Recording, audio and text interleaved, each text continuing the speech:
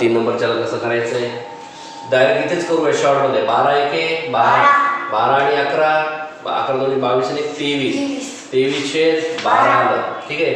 इथे आपण इथे जमून मागच्या वेळेस पुन्हा इथे गुणाकारामध्ये 7/12. अगोदर काय करूया, याला सोडून घेऊ, नंतर मग हा पुन्हा खाली घेऊ, तसं करू. किंवा नसतं मग आहे तसंच राहतो. चला ठीक आहे. 12 एके 12, 12 आणि 7 19 येतात. बरोबर आहे ना?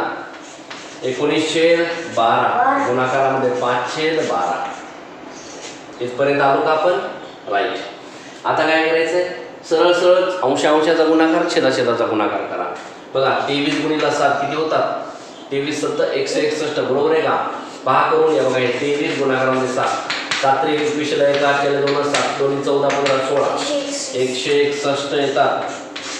12चा वर्ग 144 येतो. वजाचं चिन्ह.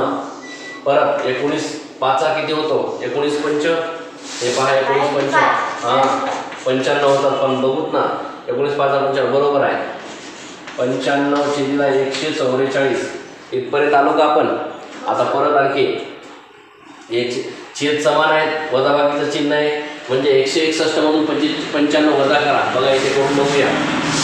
161 वजा 95 काय येतं? एकातून 5 जातात का? नाही. इथे 11 करा, है ना? इथे किती आले? 11. इथे 5 राहिले.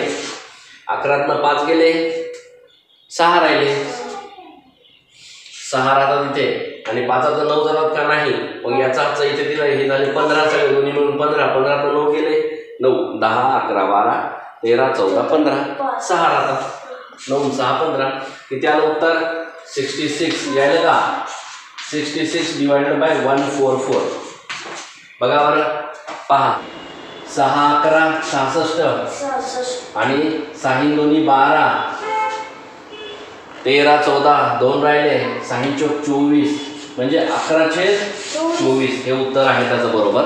पहा तुमच्या पुस्तकामध्ये ऑप्शन नंबर सी जो आहे, सी हा 11/2 आहे. तो 2 नाही तर त्याच्या पलीकडे 4 लिहायचा विसरले असतील. 11/24 उत्तर आहे. हे बरोबर उत्तर आहे.